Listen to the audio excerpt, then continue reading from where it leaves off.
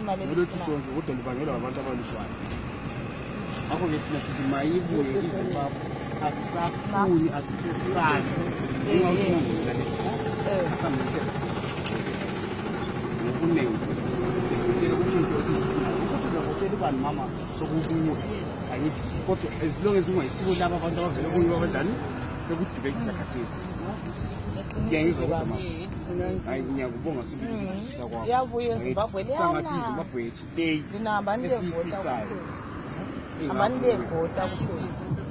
Livotele into elibona ukuthi phakameni nje njengamaZimbabwe sibone ukuthi utshintsho olufunayo liyenzakala. Liyafuna ukuthi liyavotela abanye but kumele libone ukuthi livotelani.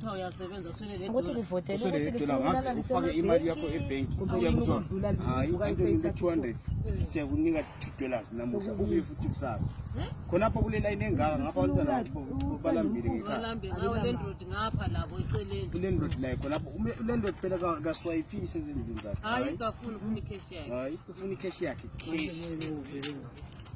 mina hayi mina esimalo ngiyaphila uthina njengemayibuye iZimbabwe iluhlelo esingabe namhlanje siyabonga ukuzwisisa kakhulu bomama ayebo siza yenza into efaneleyo ukuze iZimbabwe njani ibuye ezandleni zabanikazi ngoba laba